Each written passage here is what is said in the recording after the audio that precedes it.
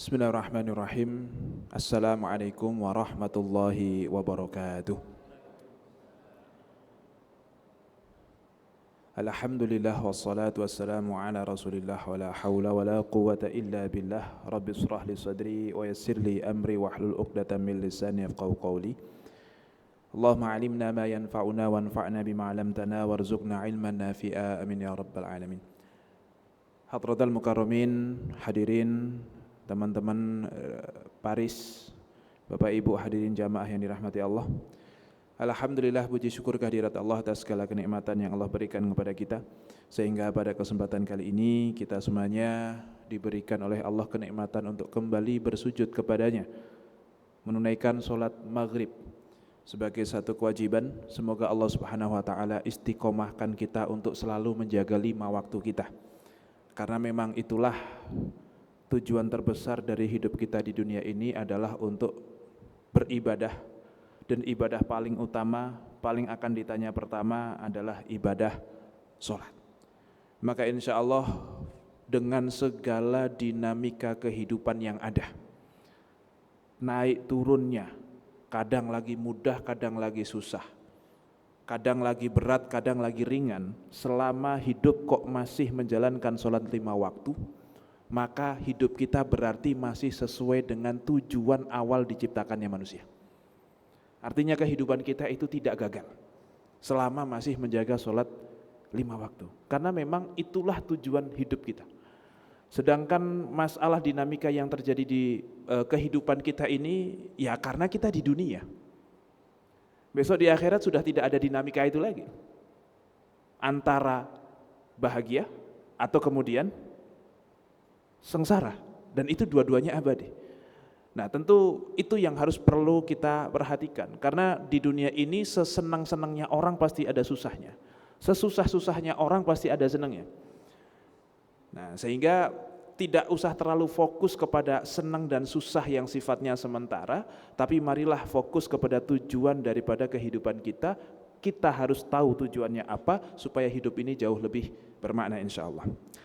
Tak lupa salat serta salam mari kita sanjung sajikan ke junjungan kita Nabi Agung Muhammad sallallahu alaihi wasallam, dengan penuh harap semoga kita termasuk umat yang akan mendapatkan syafaat di yaumil qiyamah nanti. Amin ya rabbal alamin.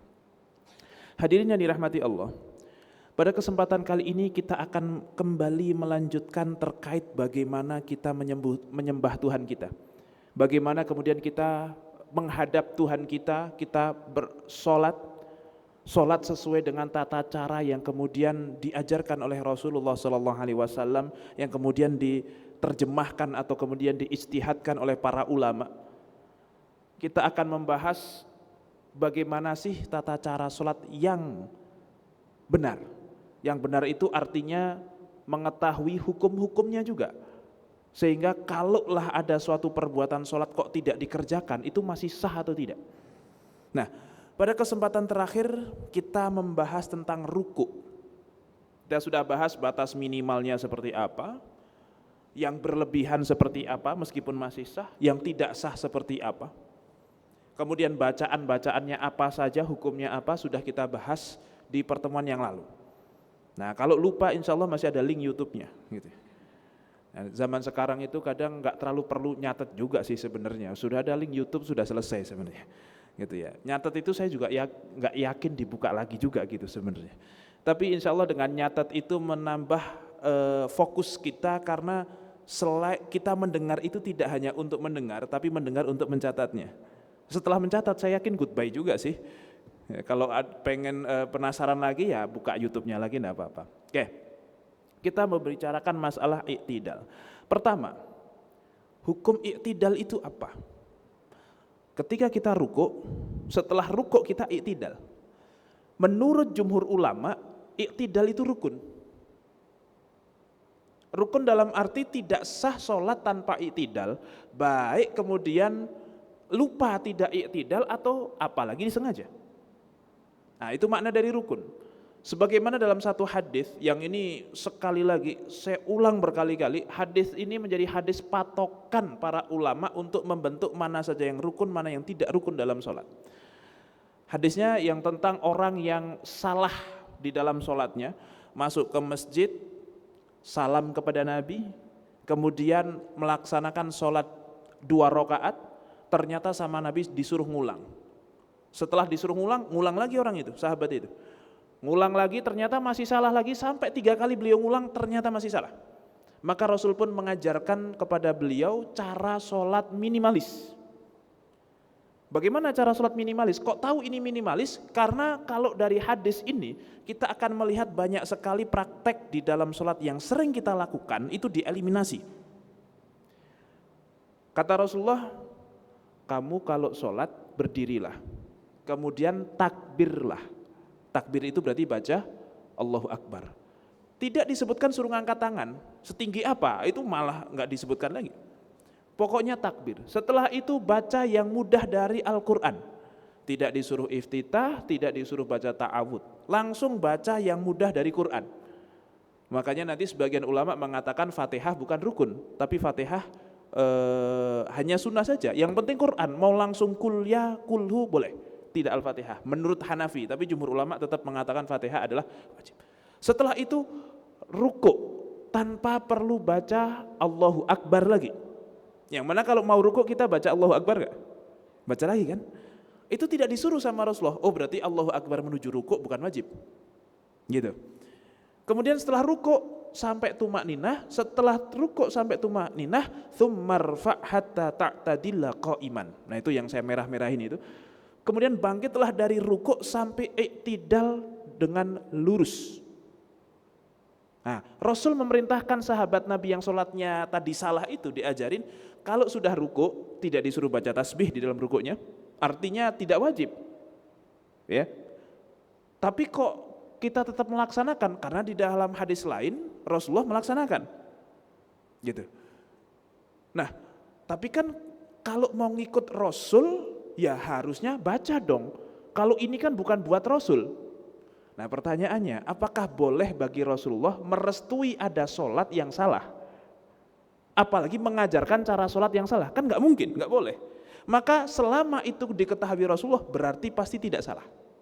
Nah berarti sholat tanpa baca tasbih di dalam ruku itu tidak salah. Artinya masih sah, cuman kalau mau lebih afdol, bacalah tasbih. Nah setelah itu bangkitlah dari ruku sampai berdiri i'tidal. Nah ini menjadi dalil jumhur ulama bahwasanya i'tidal merupakan rukun sholat. Kenapa? Karena Rasul mengajarkan di dalam hadis ini. Di saat Rasul tidak mengajarkan untuk baca sami Allahu liman hamidah, tidak mengajarkan untuk ngangkat tangan pas bangkit, tidak mengajarkan untuk baca Rabbana lakal hamd. Ini kata jumhur ulama. Tetapi ternyata menurut mazhab Hanafi gerakan i'tidal itu hukumnya cuman sunnah. Artinya orang sholat nggak pakai i'tidal sah. Pernah nggak ngelihat orang sholat tidak i'tidal? Pernah nggak?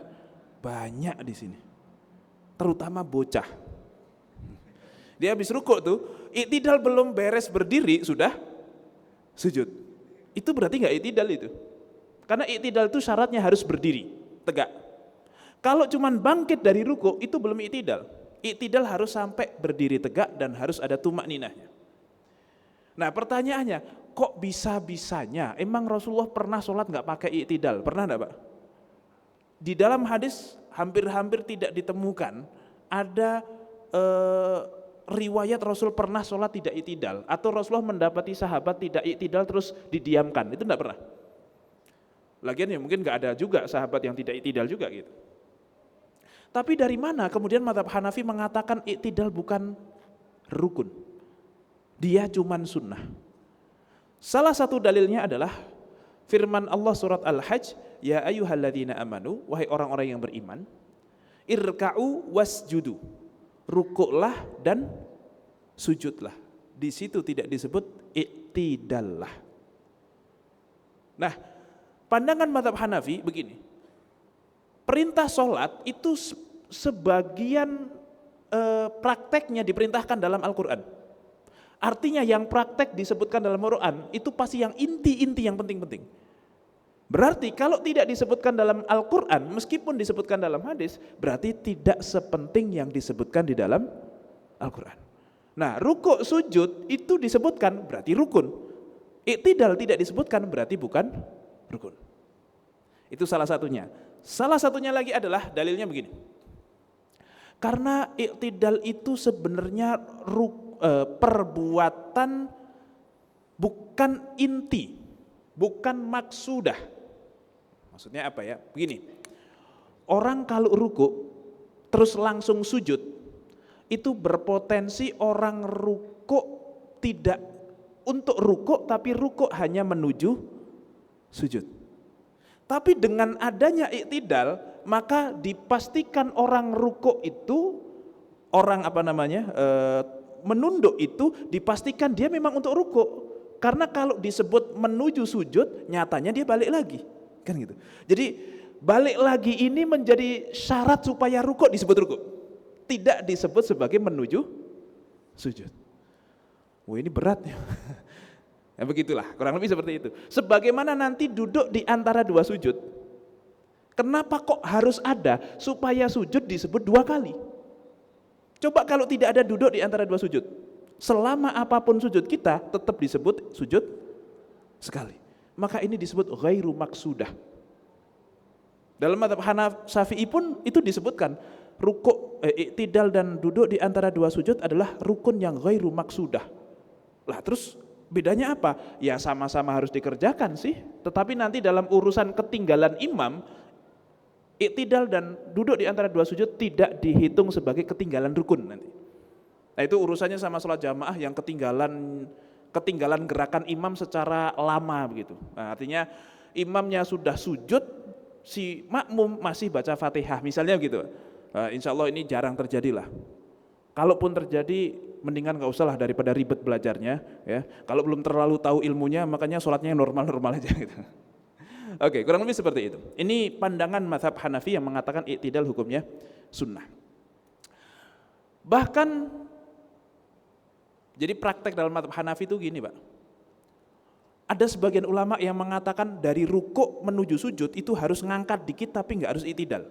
Jadi Allahu Akbar. Menuju sujud langsung naik dulu kepalanya dikit, Allah langsung turun.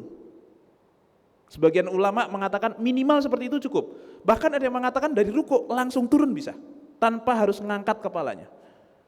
Ya, jadi kalau sempurna dari rukuk, iktidal, sujud. Ini Hanafi sekali lagi ya. Kalau yang setengah sempurna itu rukuk, kepalanya, badannya ngangkat dikit langsung sujud. Yang paling minimalis dari rukuk langsung sujud. Nah itu.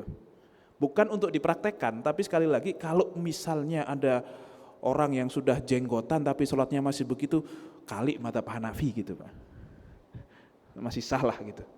Kali gitu. Ya walaupun ya tetap perlu ditegur sih, saya nggak yakin itu karena mazhab Hanafi kan soalnya. Gitu. Tapi minimal kalaupun ada yang seperti itu ya mazhab Hanafi masih memperbolehkan. Gitu.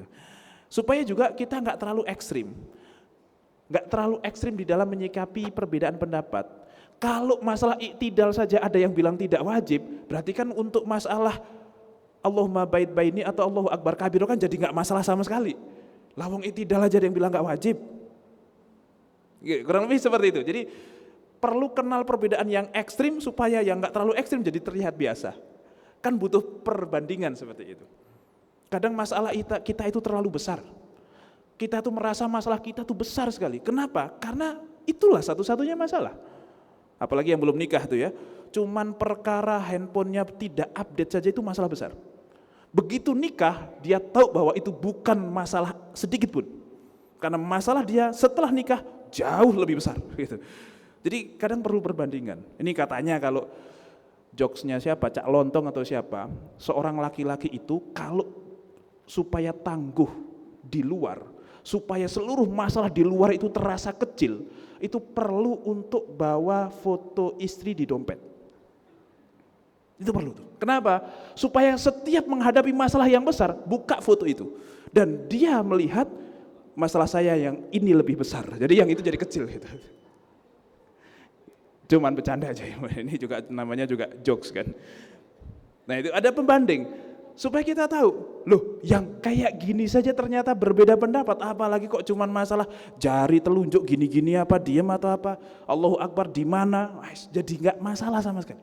Karena yang seperti ini saja kita bisa mentoleransinya, itu penting.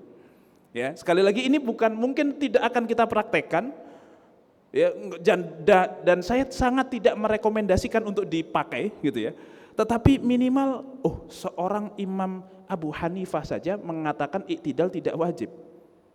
Apakah kita berani marah-marah kepada beliau? Nah, gitu. Oke, lanjut. Kemudian yang berikutnya, beberapa prakteknya adalah yang pertama, disunnahkan untuk mengangkat tangan ketika iktidal. Ketika dari ruku menuju iktidal, sami Allahu liman hamidah, itu sunnahnya ngangkat tangan. Masalah ngangkat tangan setinggi apa, dari kemarin sudah kita bahas panjang kali lebar dan itu sudah selesai. Ya, sekali lagi kalau belum menyimak silahkan cari saja di YouTube Rizka. Gitu. Oke, kemudian yang berikutnya lagi, wajib untuk tumak ninah. Paling tidak ini menurut jumhur ulama, wajib tumak ninah di dalam segala praktek sholat. Mau ruku, mau i'tidal, mau sujud, mau yang lainnya. Tetapi menurut mazhab Hanafi, sekali lagi, iktidal hukumnya tidak wajib, dia hanya sunnah. Kenapa? Karena perintah dalam Al-Quran adalah disuruh rukuk dan sujud. Meskipun tidak tumak ninah, orang kalau sudah bungkuk, itu sudah rukuk, sudah selesai, sudah melakukan perintahnya, meskipun minimalis. Ya, walaupun mazhab Hanafi pun tetap mensarankan ada tumak ninah, tetap mensarankan. Tapi kalaupun ada yang tidak tumak ninah, ya masih sah. Bukan berarti terus mazhab Hanafi berarti kalau sholat ngajarin sholat nggak pakai tumak ninah, bukan begitu Pak. Ini cuma berbeda di dalam hukumnya, prakteknya mah tetap sama, tetap tumak ninah. Cuman kalaupun ada yang nggak tumak ninah gimana? Nah, menurut jumhur nggak sah, harus diulangi. Menurut mazhab Hanafi tetap sah, lanjut nggak apa-apa. Oke, kemudian yang berikutnya. Apa yang perlu dibaca di dalam iktidal dan bagaimana perbedaan pendapatnya? Begini, ada yang namanya tasmi', ada yang namanya tahmid. Tasmi' itu baca sami Allahu liman hamidah. Jadi ini agak beda kalau teman-teman kok di pondok tahfidz atau apa biasanya, ayo tasmi' dulu sejus. Nah, itu tasmi' itu artinya adalah mensimakkan. Nah, simak itu bahasa Arab Pak, dari kata sama. Ya, kalau yang belajar akidatul awam itu sama, basor, kalam. Sama itu artinya pendengaran. Ya, mendengarkan. Maka tasmi itu artinya kegiatan memperdengarkan. Nah, tasmi di sini maksudnya adalah membaca sami Allahu liman hamidah. Kalau tahmid itu di dalam konteks iktidal adalah bacaan Rabbana lakal hamd. Nah, begini. Menurut jumhur ulama, baca sami Allah dan juga baca Rabbana lakal hamd itu hukumnya hanyalah sunnah. Ini saya sebut hanyalah apa? Supaya nanti kalau bacaannya pun beda, tidak masalah, wong cuman sunnah. Sedangkan menurut madhab Hambali, hukumnya wajib. Wajib tapi tidak rukun. Apa itu wajib tapi tidak rukun? Berarti harus dikerjakan apa enggak? Harus. Bedanya kalau tidak dikerjakan karena sengaja maka batal sholatnya, tetapi kalau tidak dilakukan karena lupa itu cukup sujud sahwi saja. Nah, itu wajib. Tapi kalau rukun sholat ditinggalkan karena lupa apalagi sengaja, dua-duanya membuat sholatnya tidak sah. Rukun tidak boleh ditinggal. Kalau wajib sholat masih bisa ditinggal, cuma perlu diganti gitu. Oke. Kayak kalau haji itu ada yang namanya mabit di Mina, nginep di Mina. Yang kata para ulama, salah satunya Syekhul Azhar itu udah bilang gini, Mina itu sudah enggak manusiawi. Jadi kalau orang enggak nginep di Mina enggak apa-apa udah. Dan mazhab Hanafi pun mengatakan sunnah, sebagian Syafi'i pun mengatakan sunnah. Jumhur ulama bilang hukumnya wajib. Tapi bukan rukun, artinya kalau ada orang yang nggak mampu untuk nginep di Mina atau memang kelewatan nggak bisa nginep di Mina, ya sudah nggak apa-apa, yang penting satu kambing aja gitu. Jadi bisa diganti, tapi kalau wukuf di Arafah, nggak bisa, harus dikerjakan. Kalau ketinggalan gimana? Ya tahun depan. Se-strict itu kalau rukun, tapi kalau wajib bisa dinego. Ya, jadi lempar jumroh bisa dinego, mabit di Mina, di Musdalifah bisa dinego. Tidak pakai pakaian ihram tapi malah pakai pakaian seragam bisa dinego. Nah, sebagian orang kan yang haji tanpa tasrah itu Pak, itu masuk ke Mekah nggak pakai ini. Itu tanggal 9 Dzulhijjah haji nggak pakai kain ihram yang laki-laki. Kenapa? Ya karena kalau pakai kain ihram ketangkep. Jadi lebih baik daripada ketangkep, mendingan 1 ekor kambing. Nggak tahu tuh hukumnya kayak gimana yang begitu. Ya sah sih, cuman haji kok harus melanggar itu agak kurang tepat Pak. Karena haji itu wajib bagi yang mampu. Ya kalau nggak mampu ya nggak usah, nggak apa-apa. Nah, maka kira-kira jenengan termasuk yang wajib atau tidak Pak? Oke, pertanyaan berikutnya, termasuk yang pengen apa enggak? Nah, semua orang pengen. Tapi kalau wajib apa enggak, yaitu kita masing-masing sadar diri gitu. Nah, kadang ibadah itu kita terlalu menggunakan pengennya daripada hukumnya. Ya, pokoknya saya pengen haji, akhirnya maksain. Ngutang sana sini apalagi. Enggak perlu. Tapi pengen enggak? Ya tapi masalahnya saya pengen, ya susah. Ya tapi nggak apa-apa, namanya pengen Pak. Selama tidak haram ya nggak apa-apa. Tapi kalau pengen dengan menghalalkan cara-cara yang haram itu yang jangan sampai. Ya termasuk, ya saya tidak berani mengatakan haram, tapi ya itu penuh resiko, dengan nggak usah lah. Apalagi kemarin sampai ada 1 orang yang meninggal gara-gara haji lewat gurun pasir, melewati gunung dan seterusnya Pak. Ya, gunungnya kalau di kita itu adem Pak, di sana gunungnya itu batu semuanya. Siang-siang itu meleleh kita. Nah itu luar biasa, maka mendingan nggak usah. Oke, tadi ngomongin apa tuh? Wajib ya, ngomongin wajib. Menurut mazhab Hambali hukumnya wajib tapi bukan rukun, maka perlu dibaca. Kemudian yang berikutnya, siapa yang baca? Katakanlah hukumnya sunnah atau hukumnya wajib, siapa yang sunnah baca atau siapa yang wajib baca? Menurut mazhab Syafi'i, imam dan makmum sama-sama perlu baca sami Allahu liman hamidah Rabbana lakal hamd. Jadi gini, imamnya sami Allahu liman hamidah, makmumnya bangkit sami Allahu liman hamidah. Imamnya Rabbana lakal hamd, makmumnya pun baca. Itu menurut mazhab Syafi'i. Kenapa? Karena Rasulullah SAW itu membaca keduanya. Ketika bangkit ya baca sami Allah, ketika berdiri juga baca sami Allah. Dan Rasulullah bersabda, sholatlah seperti kamu melihat aku sholat. Nah, Rasul baca dua-duanya, ya kita baca dua-duanya.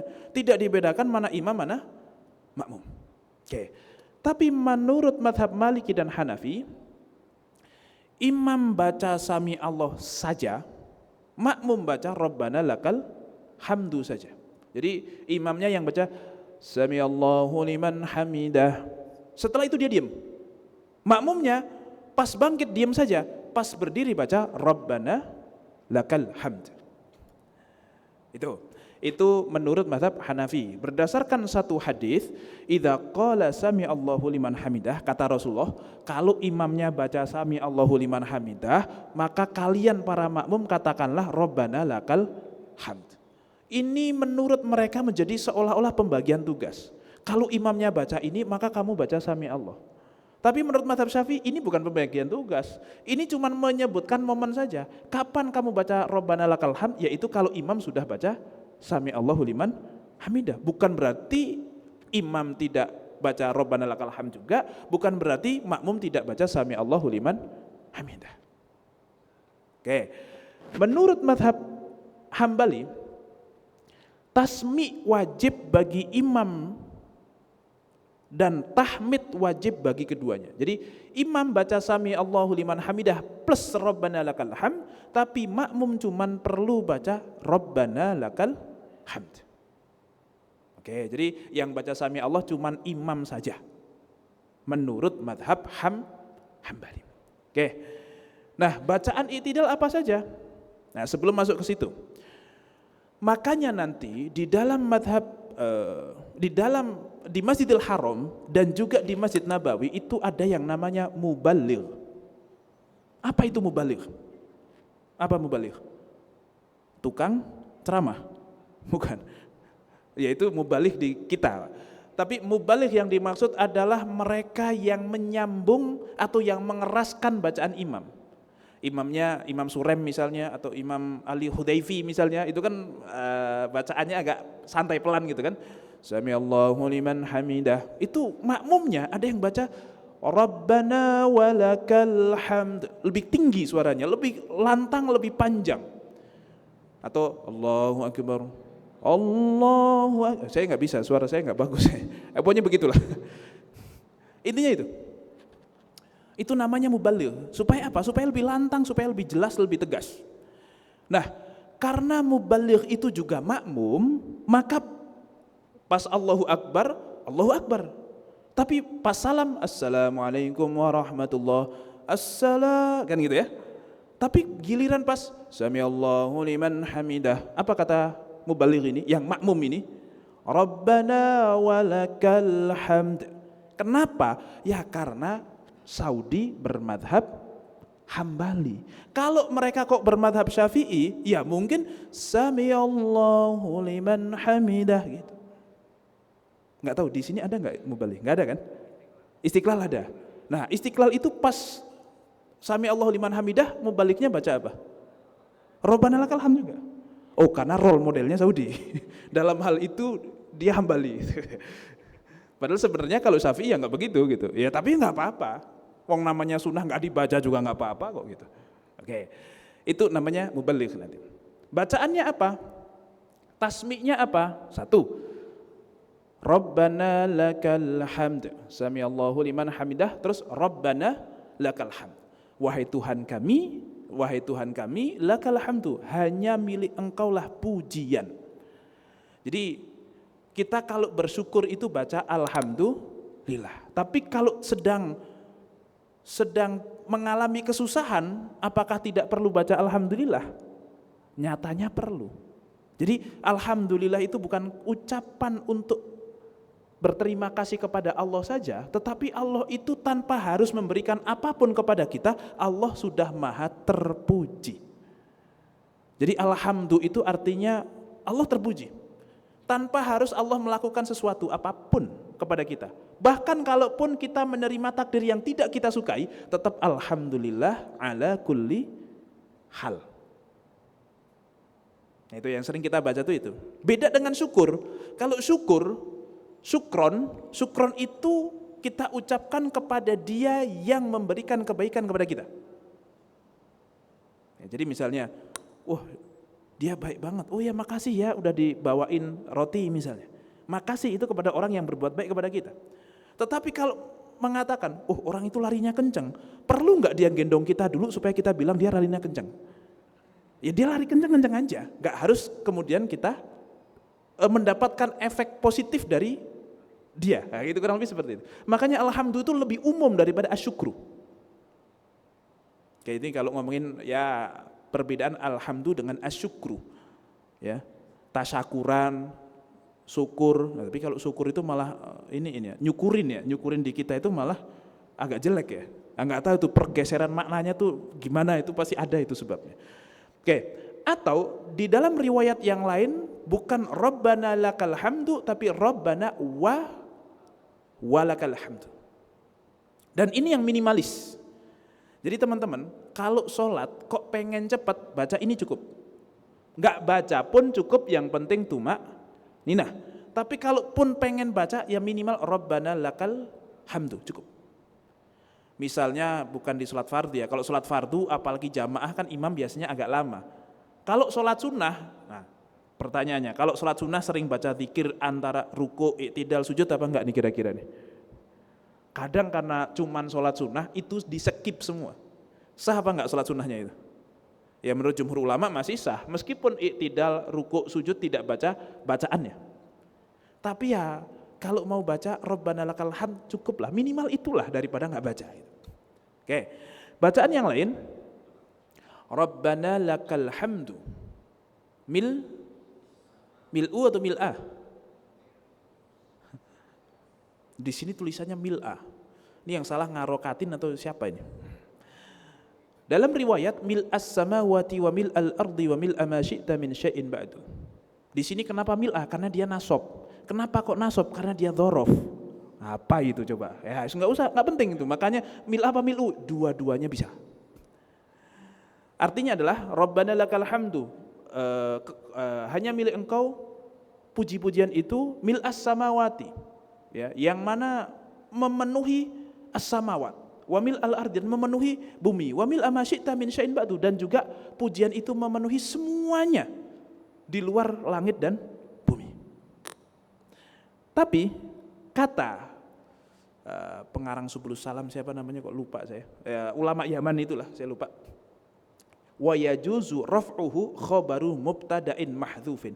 Boleh dibaca mil'a, boleh dibaca mil'u sebagai khobar dari mubtada yang dihapus. Bingung kan Pak ya?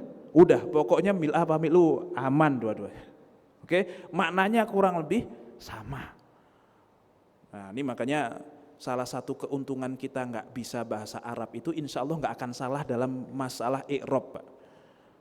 Kalau kita ngerti bahasa Arab itu potensi salahnya ada. Tapi karena kita nggak ngerti, untungnya nggak ngerti, jadi aman, pasti tepat Pak. Karena hafalan, bukan pakai pemaknaan. Orang Arab sering salah. Kenapa sering salah? Karena mereka ya mil'a bisa, mil'u bisa, mil'i mungkin. Maksudnya kata mil'u itu bisa mil'u, mil'a, mil'i. Mereka akrab dengan mil'a, mil'u, mil'i. Sedangkan kita tidak akrab kecuali mil'u. Jadi ya tidak mungkin salah. Gitu, kurang lebih seperti itu. Itu berkah tidak tahu. Jadi harus bersyukur. Gitu. Nah, atau mau yang lebih komplit lagi, boleh. Rabbana lakal hamdu mil'as samawati wa mil'al ardi wa mil'u ma syi'ta min syai'in ba'du ahla thana'i wal majdi ahaqqu ma qala al-'abdu wa kulluna laka 'abdun. Wah, ini artinya apa? Ahla thana'i wal majdi, itu Allah itu adalah memang zat yang pantas untuk mendapatkan thana dan majd.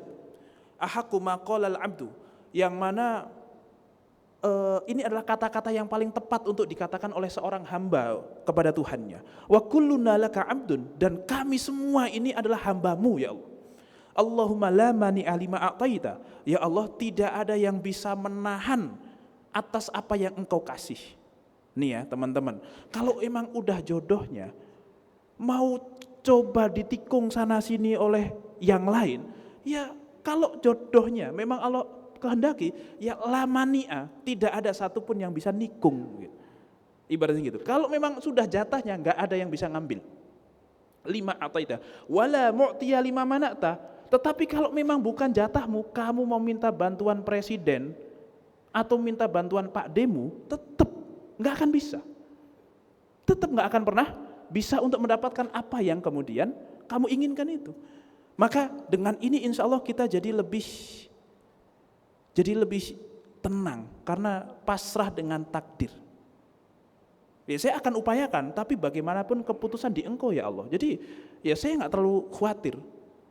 Yang penting saya lakukan adalah mengupayakannya saja.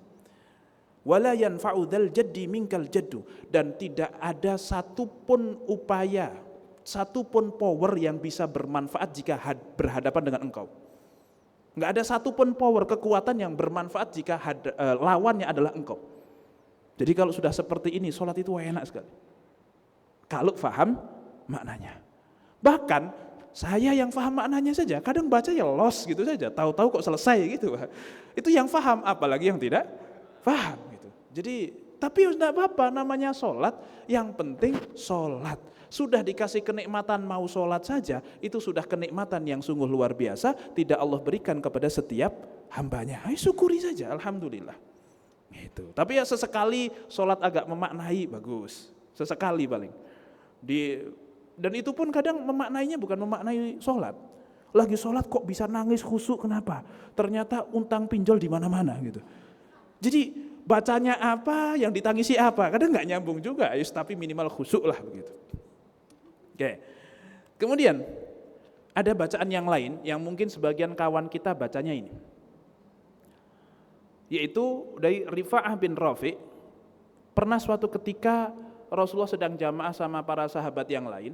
Kemudian ada seseorang yang ketika i'tidal itu baca Rabbana lakal hamdu hamdan katsiran thayyiban mubarakan fih. Ada yang baca ini? Oke. Ini bukan bacaan yang diajarkan Nabi. Itu hasil karangan sahabat. Tapi kemudian Nabi mengapresiasinya dan mengatakan, tadi siapa yang baca Rabbana lakal hamdu hamdan katsiran, itu siapa? Tiba-tiba habis sholat begitu. Mungkin dibacanya keras, mungkin ya Rasulullah kan tahu ya, bisa mendengarkan yang tidak kita dengar. Kemudian qala ana, saya Rasulullah. Itu kata salah satu sahabat, saya Rasulullah. Kemudian Rasulullah mengatakan, ra'aitu bid'atan wa thalathina malakan yabtadirunaha ayyuhum yaktubuha awwal. Saya ngelihat ada 30 sekian malaikat rebutan mau nulis, mencatat amal baik ini. Artinya karangan sahabat ini dipuji oleh Rasulullah. Berarti boleh nggak baca pakai ini? Boleh sekali. Baik, kita lanjutkan setelah melaksanakan sholat isya insyaallah. Allahu a'lam bishawab. Bismillahirrahmanirrahim. Assalamualaikum warahmatullahi wabarakatuh. Alhamdulillah wassalatu wassalamu ala Rasulillah, amma ba'du. Hadirin yang dirahmati Allah, kembali kita melanjutkan pembahasan terkait masalah i'tidal. Tadi sudah kita sampaikan beberapa teks bacaan ketika seseorang i'tidal. Bahkan sebenarnya lebih daripada itu. Tetapi saya kira yang terkenal ya kurang lebih yang tadi sudah kita tampilkan. Dan yang terakhir tadi satu bacaan Rabbana lakal hamdu hamdan katsiran thayyiban mubarakan fih, itu adalah bacaan dari sahabat Nabi yang kemudian diketahui oleh Nabi dan beliau menyetujui apa yang dikarang oleh sahabat Nabi ini. Nah, kemudian dari hadis ini kebetulan hadisnya riwayat Bukhari. Ada satu kitab tafsir hadis atau syarah terhadap hadis Bukhari namanya Fathul Bari. Fathul Bari itu ada dua. Satu Fathul Barinya Ibnu Rajab Al-Hambali, satu Fathul Barinya Ibnu Hajar Al-Asqalani, Syafi'i. Nah, ini yang Syafi'i ini dari kitabnya Fathul Barinya Ibnu Hajar Al-Asqalani yang bermadzhab Syafi'i. Karena Fathul Bari atau Sahih Bukhari itu banyak sekali disyarah oleh ulama. Jadi luar biasa ya. Imam Bukhari itu wafat tahun 350 atau 60-an Hijriah. Sekarang 1440 sekian. Tapi sampai sekarang kitabnya masih dibaca, bahkan disyarah ulama dan seterusnya. Ini apa enggak ongkang-ongkang kaki beliau di sana sambil tetap terima setoran gitu.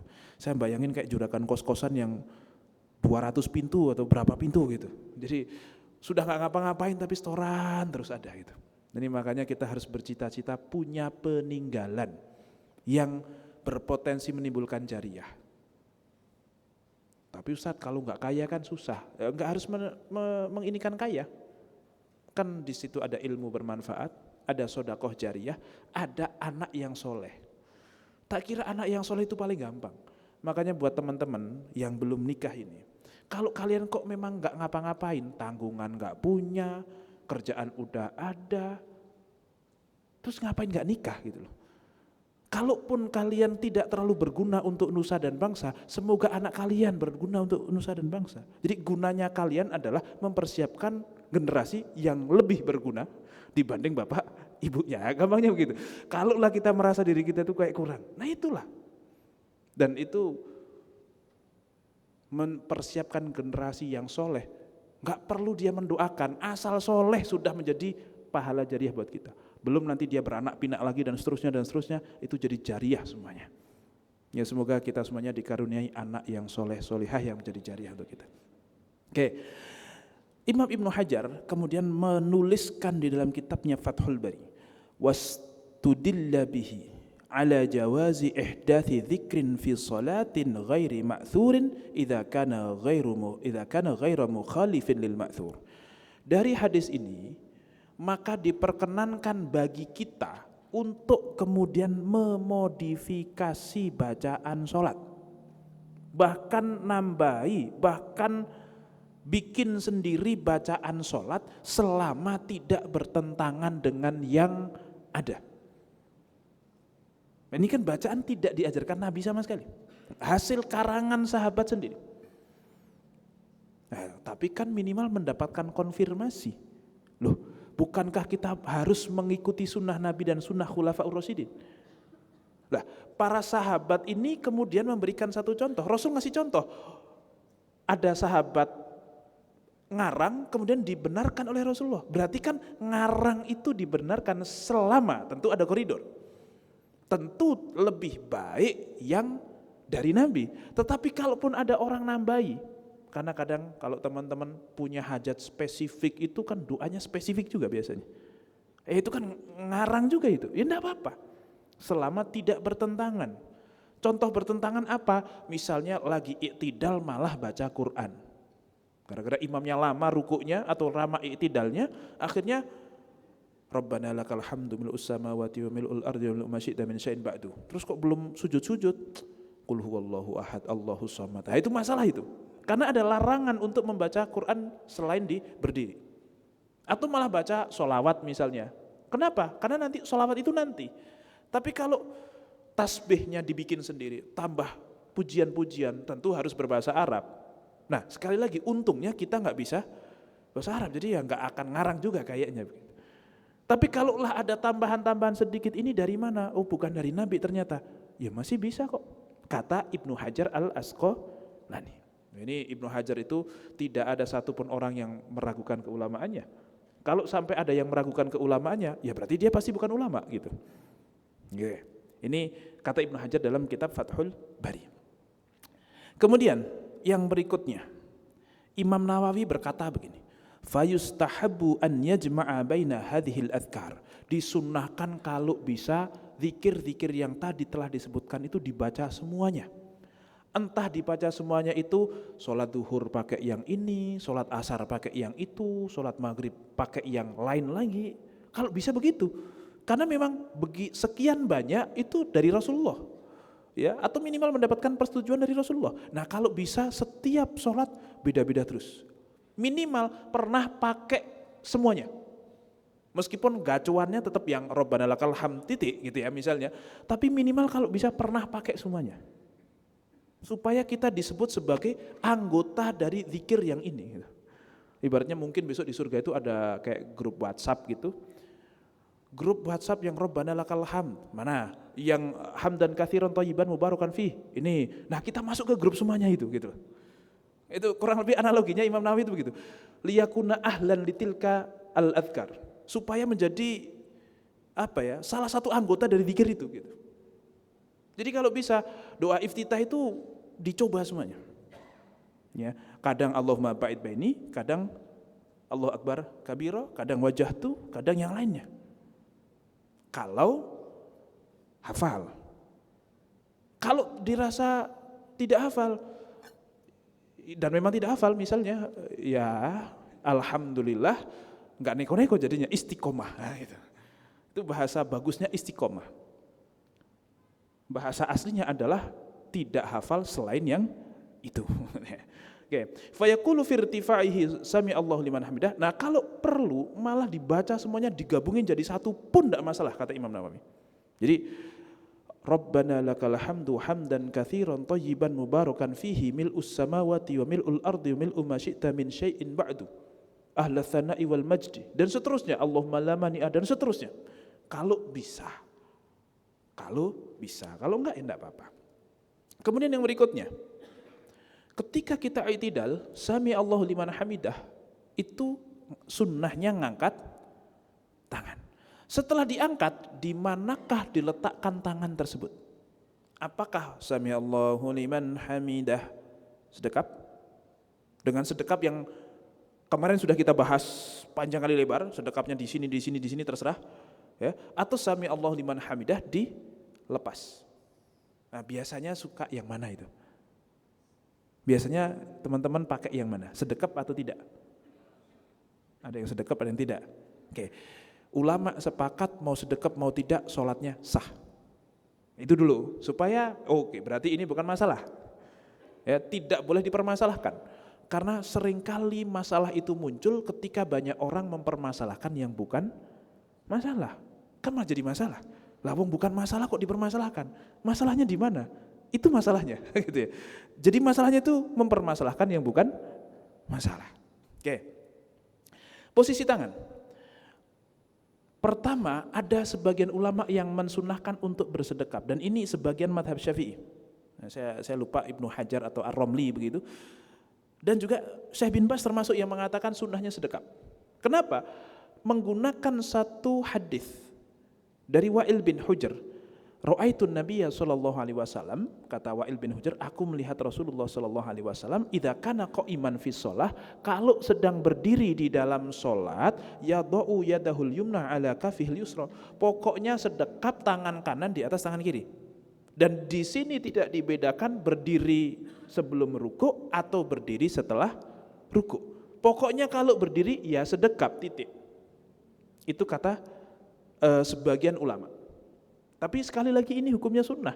Kenapa? Karena yang diperintahkan Nabi kepada salah seorang sahabat yang tadi, hadis yang pertama tadi, yang tentang orang yang sholatnya berantakan tadi, cuman disuruh iktidal, tidak disuruh untuk sedekap atau tidak sedekap.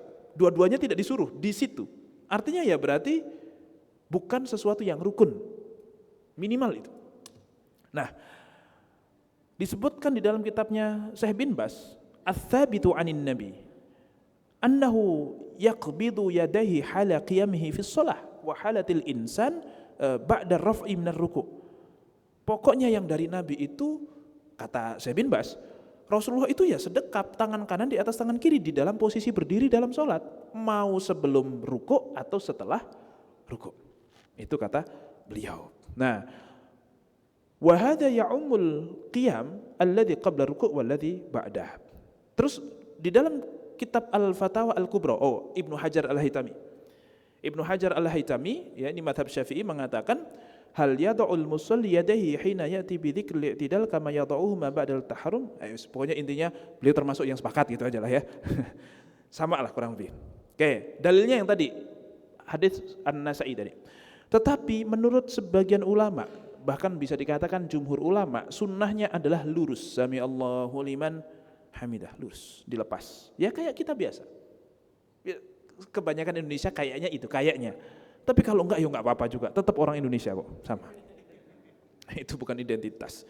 Berdasarkan satu hadis riwayat Imam Ahmad dari Rifa'ah bin Rafi' radhiyallahu taala an, qala Nabi sallallahu alaihi wasallam, Rasul bersabda, fa idza rafa'ta ra'saka, kalau kamu membangkitkan atau mengangkat kepalamu dari ruku, fa'akim sulbaka, maka tegakkanlah tulang belakangmu, hatta tarji'al idhamu ila mafasiliha, sampai semua tulang sendi-sendi itu kembali ke tempatnya. Maksudnya direlaksasikan, dilepas, tidak ada yang ditahan. Nah, gitu. Pokoknya kalau bangkit dari ruku, dilepas semuanya. Kembalikan semua tulang, semua sendi kepada tempatnya. Dari hadis ini ditafsirkan bahwasanya berarti setelah ruku lepas, sami Allahu liman hamidah, lepas. Tapi kata Ibnu Hajar, kata Syekh bin Baz, kembali ke tempatnya itu ya sedekap, karena memang tangan kalau lagi sholat tempatnya sedekap itu. Nah, yang benar yang mana? Insya Allah besok kita di surga ketemu Nabi, kita tanya ini nih bareng-bareng insya Allah ya. Semoga kita semuanya bertemu Nabi SAW di surga insya Allah. Artinya ini gak usah ditanyain, kita bikin jadi PR saja. Insya Allah besok, loh kamu sedekap kok masuk surga? Loh kamu gak sedekap kok masuk surga? Insya Allah begitu, tenang aja. Semoga, kita tuh harus husnudon, kita semuanya masuk surga. Bukan karena kita pantas, bukan. Tapi husnudon kepada Allah itu perlu, penting. Gitu. Karena Allah saking baiknya, bukan kita pantas gitu. Itu yang harus ditanamkan. Biar hidup ini tenang, ya, harus husnudon terus sama Allah. Kalau untuk sesuatu yang telah lalu. Tapi untuk sesuatu yang akan datang, ya harus takut. Karena kalau husnudon kok untuk yang akan datang, akhirnya maksiat tetap husnudon, masalah. Kalau mau maksiat, takut kepada Allah. Tapi untuk yang sudah terlanjur terjadi, toh kita nggak bisa ngapa-ngapain. Husnudon Allah Maha Pengampun. Ya, jadi roja itu khususnya untuk yang telah lalu, itu harus roja itu. Nah, khauf biasanya kita pakai untuk yang akan datang. Makanya dikatakan oleh para ulama, kalau orang nazak menjelang wafat itu harus roja full. Karena sudah tidak bisa ngapa-ngapain kecuali tobat sudah. Nah, harus roja full itu dalam posisi itu. Makanya kalau ada orang kok mau meninggal itu harus dikasih kabar bahagia. Dah Bu, Pak, atau siapapun itu, Nek, dah pokoknya kita semuanya ikhlas, ridho. Dah kalau mau pulang. Kita sudah memaafkan. Bukan malah gantian, Mak pokoknya maafin aku. Itu egois banget, dia itu lagi memikirkan dirinya kok malah suruh maafin kita. Udahlah, dia lebih pengen dengar kabar, Ma pokoknya kita ridho, Mama pokoknya kami ikhlas, Mama tidak pernah berbuat salah, kalaupun ada salah kami sudah maafkan dan seterusnya. Itu yang ingin disampaikan oleh orang dalam posisi seperti itu. Itu yang pengen didengar. Bukan malah kita recokin dengan pokoknya Mama maafin aku, dosa yang itu. Wah, malah ngabsen. Nggak usah, kasihan yang seperti itu. Oke, ini terkait masalah Sami Allahu liman hamidah. Sami Allah dibaca oleh siapa? Rabbana lakal hamd dibaca oleh siapa? Tangannya di mana? Mana yang wajib, mana yang tidak wajib? Sudah kita bahas tuntas di dalam pertemuan ini. Namanya i'tidal. Oke, setelah i'tidal kita sujud. Insya Allah sujud mungkin pertemuan yang akan datang lagi. Jadi satu pertemuan i'tidal, besok sujud. Ini 1 tahun baru keral sholat ya. Baru salam. Setahun sholat cuma takbir doang. Akhirnya kan habis itu terakhir nanti akhir tahun belum tentu juga selesai gitu ya. Salam. Alhamdulillah, semoga tambah ilmu, tambah manfaat, tambah khusyuk di dalam sholat, tambah istiqomah. Allahu a'lam bishawab, saya kira cukup untuk materinya. Untuk selanjutnya saya kembalikan ke moderator, mungkin ada diskusi atau tanya jawab. Fal yatafaddal. Allahu a'lam bishawab.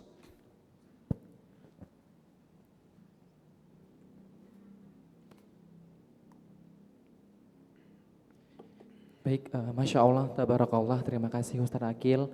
Sungguh penyampaian yang sangat luar biasa sehingga menambah informasi, menambah hazanah ilmu kita mengenai sholat pada malam hari ini. Jadi agar kita tidak hanya sekedar sholat ya Ustadz ya. Baik, mungkin kita langsung untuk masuk ke sesi pertanyaan Ustadz. Ada pertanyaan pertama yang masuk. Assalamualaikum Ustadz, izin bertanya Ustadz. Ketika sholat kita pakai setiap gerakan dari dalil yang sahih atau dari satu mazhab yang sama? Izin untuk dijawab Ustaz. Dari satu mazhab yang sama atau dari dalil yang sahih? Oke, pertanyaannya mazhab itu pakai dalil yang sahih apa enggak? Nah ini pertanyaan agak kontradiktif nih. Karena tidak ada satupun mazhab yang tidak pakai dalil sahih. Tidak ada. Nah masalah, tapi ini kayaknya do'if. Menurut siapa do'if? Menurut yang pakai sahih. Karena sahih dan do'if itu juga menurut. Itu juga bentuk ijtihad. Itu tidak turun dari langit, masalah sahih dan do'if itu. Walaupun ada sebagian hadis yang memang disepakati do'if, disepakati sahih. Bahkan hadis do'if pun oleh para ulama juga tidak boleh dibuang begitu saja. Kalau nggak salah Syekh Ali Jum'ah yang mengatakan, kalau hadis do'if semuanya dibuang, yang katakanlah disepakati kedo'ifannya, maka setengah dari syariat hilang. Karena hadis do'if itu, ini hadis itu pertama mutawatir namanya. Mutawatir itu tidak mungkin salah. Itu sudah valid lah, 99,99%. Kayak emas antam lah kurang lebih begitu. Valid itu. Itu yang tidak bisa dibantah bahwa itu dari Nabi. Nah, sahih tidak sahih itu masalah ini dari Nabi atau bukan dari Nabi, titik. Masalah kemudian dipakai apa enggak dipakai, belum tentu yang dari Nabi terpakai. Kenapa? Mansukh misalnya. Al-Quran kurang sahih apa? Mutawatir semuanya Quran itu. Tapi banyak ayat Al-Quran yang tidak dipakai. Salah satunya, perempuan kalau zina maka hukumannya adalah dikurung di rumahnya sampai meninggal. Itu zaman dulu. Turun ayat yang berikutnya, fajlidu, maka jilidlah kulla wahidin mi'ata jaldah, 100 cambukan. Itu ayat yang menghapus ayat yang sebelumnya. Dan seterusnya. Jadi banyak itu. Salah satunya adalah kalau mau meninggal maka bikinlah wasiat untuk anak-anakmu. Jadi nggak ada warisan itu. Harta tinggalan sesuai dengan keinginan almarhum. Itu pun kalau meninggalnya kira-kira ada rambu-rambunya lah, ada alarmnya lah. Kalau tiba-tiba kan susah juga, belum bikin wasiat pula. Nah, setelah ada ayat waris, maka wasiat dihapus. Tidak boleh wasiat kepada ahli waris. Itu padahal dalam Al-Quran, tapi nggak dipakai. Kenapa? Ya karena memang sudah diamandemen oleh ayat yang lain misalnya. Itu mutawatir nomor 1. Nomor 2 adalah yang sahih. Sahih itu artinya ya kemungkinan besar itu dari Nabi. Setelah sahih ada yang namanya Hasan, itu masuk dalam satu kategori namanya ahad sebenarnya. Hasan itu ya mungkin 80% atau 70% itu dari Nabi. Ada sedikit kemungkinan bukan dari Nabi. Makanya sedikit kemungkinan itu bisa jadi ulama beda pendapat. Enggak ini dhaif, enggak ini hasan. Terus dhaif itu kira-kira seperti apa? Ya 50% dari Nabi, 50% bukan dari Nabi. Artinya hadis dhaif juga tidak boleh dikatakan bukan hadis. Karena itu bisa jadi hadis tapi bisa jadi bukan hadis. Nah karena masih bisa jadi 50-50, ya jangan terlalu digunakan sebagai patokan hukum dasar. Tapi kalau ada hadis lain pendukung, mungkin nanti bisa dipakai dan seterusnya. Apalagi Fadhailul A'mal atau Sirah Nabawiyah, hadis dhaif biasanya dipakai. Nah yang berikutnya namanya hadis maudhu'. Maudhu' itu palsu. Kalau palsu itu bisa dikatakan bukan hadis. Jadi jangan pernah mengatakan hadis dhaif itu bukan hadis.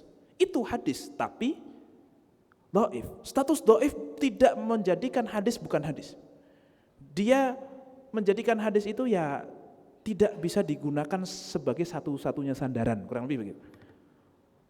Ini namanya ilmu mustolah hadis. Ini bisa 2 SKS ini kalau mau dilanjutin. Oke. Ya tapi intinya seperti itu. Sehingga tidak bisa dibandingkan pakai hadis sahih atau pakai madhab.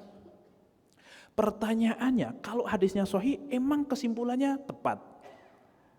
Madhab itu adalah kesimpulan dari hadis, setelah hadis itu kita katakan bisa dipakai. Kesimpulannya gimana? Satu hadis sahih yang sama, bahannya sama, beda yang ramu, beda hasil. Ya kayak tadi, masalah sedekap atau tidak sedekap, itu hadis yang dipakai sama. Pokoknya kembalikan tangan kepada tempatnya. Nah tempatnya di mana? Sebagian ulama bilang, ya tempat aslinya kan di sini. Ada yang mengatakan, ya tempat aslinya tuh dilepas. Nah, mana dong? Ya kurang lebih seperti itu. Ini pakai satu hadis yang sama. Artinya bukan masalah beda madhab berarti pasti beda hadis. Tidak. Hadis yang sama. Rata-rata hadis yang sahih-sahih itu dipakai oleh semua ulama. Gitu. Atau bisa jadi Imam Syafi'i tidak tahu kalau ada hadis ini. Masa Imam Syafi'i tidak tahu kok kita tahu? Ini kan aneh. Gitu. Kalau Imam Syafi'i mungkin tidak tahu beberapa hadis, mungkin. Tapi yang tidak mungkin Imam Syafi'i tidak tahu kok kita tahu, itu yang tidak mungkin kayaknya gitu. Ya mungkin aja, tapi kayaknya kecil sekali lah kemungkinannya gitu. Ya, jadi bukan seperti itu lebih tepatnya, tetapi yang lebih tepat adalah apakah kita harus pakai satu madhab yang sama atau kemudian kita bisa pilih madhab yang lain di dalam satu gerakan sholat itu. Boleh untuk campur-campur selama campur-campurnya masih di wilayah yang sifatnya sifatnya itu bukan pondasi, bukan fundamental. Ya kayak misalnya mau sedekap apa tidak, sedekapnya di mana, itu semua ulama tidak mempermasalahkan kalaupun campur-campur. Gitu. Yang nggak boleh itu misalnya Al-Fatihah itu tidak rukun menurut mazhab Hanafi. Oke? Tetapi dalam mazhab Hanafi diimamin anak kecil yang belum baligh meskipun sudah mumayyiz, sudah usia 10 tahun tapi belum baligh, itu tidak sah. Nah, kita kemudian udahlah nggak baca Al-Fatihah terus diimami anak kecil. Itu mentok di dua mazhab. Menurut mazhab Hanafi sholat yang dia lakukan tidak sah. Kenapa? Karena imamnya anak kecil. Menurut mazhab Syafi'i tidak sah, meskipun sah menurut mazhab Syafi'i diimamin anak kecil, tapi kan dia tidak baca Fatihah. Jadi mentok sana sini. Atau lebih ekstrimnya lagi begini. Dalam mazhab Maliki itu saksi tidak harus ada dalam pernikahan. Yang penting wali mempelai laki-laki akad. Saksi itu nanti ketika mau dukhul itu baru perlu ada saksi. Tapi kalaupun pas akad tidak ada saksi tetap sah, lanjut. Menurut mazhab Hanafi tidak perlu ada wali untuk nikah. Jadi perempuan bisa menikahkan dirinya, yang penting ada dua saksi. Tidak boleh terus kalian pakai Syafi'i, pakai Hanafi dan Maliki. Tidak perlu ada saksi, tidak perlu ada wali. berdua doang. Nah itu kacau, dari semua mazhab tidak ada yang bisa membenarkan. Nah ini yang nggak boleh nih gado-gado yang seperti ini. Ini ibaratnya pakai motor listrik tapi pistonnya diganti. Lah kan motornya listrik kok pakai piston kan gitu ibaratnya. Jadi nggak nyambung gitu loh. Tapi kalau motor Vega kasih spion Jupiter, itu masih oke lah. Wong nggak pakai spion juga jalan motor kan gitu kurang lebih. Nah ngangkat tangan setinggi apa itu kayak spion saja itu. Kurang lebih seperti itu. Semoga bisa difahami. Allahu a'lam bishawab. Ada lagi mungkin? Ya, baik, syukuran Ustadz atas jawabannya yang sangat luar biasa. Izin satu pertanyaan lagi Ustadz. Ini pertanyaannya adalah, Assalamualaikum Ustadz, apa penyebab sholat terasa hampa dan kering? Dan bagaimana cara agar sholat tidak terasa hampa dan kering? Terima kasih. Mungkin intinya begini Ustadz, bagaimana cara supaya khusyuk dan benar-benar bisa berkomunikasi kepada Allah Subhanahu wa Ta'ala saat ibadah sholat, Ustadz. Gitu. Begini, satu harus mengkondisikan, dua kita harus berhusnudon dengan cara meskipun merasa nggak nyambung, pokoknya seolah-olah nyambung. Gitu. Oke, pertama dulu, gini, kita harus mengkondisikan apa? Pelajari makna dari bacaan sholat, supaya lebih mudah memaknainya. Yang pertama. Apalagi pengkondisian itu, sholat dalam kondisi yang nyaman, santai, tenang. Makanya makruh hukumnya sholat sambil nahan kentut. Makruh itu kalau sudah pengen kentut tapi sayang wudunya batal, malas wudhu lagi, ya udah sholat aja. Kecuali kok kemudian sudah terlanjur sholat baru kebelet kentut, ya tetap lebih baik ditahan, jangan dikeluarin gitu. Nah kemudian kalau lagi lapar sekali, makanan sudah siap, lebih baik makan dulu baru, supaya apa? Supaya khusyuk. Bahkan kalau lagi sholat ada yang ngetok pintu dan memungkinkan bagi kita untuk membukakan, misalnya pintunya di sebelah sini, kita di sini, jalan saja, buka itu pintu tapi jangan ngomong. Sholatnya tetap lanjut, supaya apa? Supaya sholat kita jadi khusyuk, karena kalau diketok terus kan gak khusyuk kita. Tapi kalau sudah dibukain, orangnya tahu kalau kita lagi sholat kan berhenti dia ngomong, berhenti dia manggil-manggil kita. HP di silent, terus apalagi ya. Nah salah satunya adalah dalam satu hadis, maknanya kurang lebih begini. Barang siapa yang bisa meninggalkan melihat hal-hal yang diharamkan, maka Allah akan ganti dengan ibadah yang di dalamnya terdapat kenikmatan. Ini enggak laki-laki, enggak perempuan. Mungkin kalian kalau pergi ke klub, ke pantai, enggak. Tapi Instagram siapa yang tahu? Instagram kalian tuh real, kolom search-nya itu, nah dibuka itu isinya apa itu? Ya di slide ya, itu kan biasanya ada tuh. Nah kayak gitu-gitu. Explore, nah kolom explore-nya itu bersih apa enggak? FYP ya, itulah, apalah gitu. Nah ini kalau isinya kok bermasalah, itu bisa jadi yang membuat kita ibadah tidak nikmat, ibadah hanya beban. Oke, pun dengan perempuan. Perempuan itu suka tidak sadar menjadi pelaku juga. Kalau laki-laki nonton perempuan tidak pakai, ya seperti itu, perempuan juga seringkali tidak menundukkan pandangan. Apalagi kalau dengan hero-heronya dari Korea lah atau apa itu. Oh itu kebanyakan nonton itu juga bisa jadi masalah. Gitu. Nah itu dulu tuh kita coba koreksi pelan-pelan. Setelah itu baru ketika kita sholat mengupayakan supaya Allah itu mendengar kita dan Allah itu menjawab kita. Dan hadirkan Allah itu. Sebagaimana anta'budallah ka'annaka tara fa in lam takun tara fa innahu yaraq. Menyembah Allah seolah-olah engkau bisa melihatnya. Kalaupun tidak, ketahuilah Allah itu sedang melihat kamu. Tapi kalaupun enggak khusyuk, sekali lagi, kalaupun sholat enggak khusyuk, istiqomahlah dan syukuri saja. Wong sudah sholat. Enggak semua orang dikasih kenikmatan sholat. Jadi dalam rangka, ya Allah kok saya sholat, orang kayak saya loh. Drakor terus tapi sholat ya Allah tetap. Udah nikmati, syukuri itu. Yang drakornya tetap dievaluasi, tapi minimal syukuri gitu. Ya pokoknya saya bersyukur kok saya sholat. Di saat tidak semua orang, bahkan kawan-kawan saya pun mungkin dia lebih baik, kayaknya lebih pantas dapat hidayah ini. Tapi kok saya termasuk yang dikasih hidayah sholat. Insya Allah kalau kita sholat dengan rasa syukur itu akan mempermudah kita untuk menikmati sholat tersebut. Ya, dan enggak usah peduliin sah apa enggak. Ya Allah, saya sudah dikasih jatah termasuk orang yang sholat saja, saya sudah merasa beruntung. Ini husnudzon itu. Oh berarti saya itu pilihan Allah. Gitu, husnudzon. Insya Allah akan memudahkan kita untuk lebih khusyuk. Semoga kita semuanya diberikan rizki istiqomah sholat dan sholatnya makin lama makin khusyuk insya Allah. Taib, Allahu a'lam bishawab.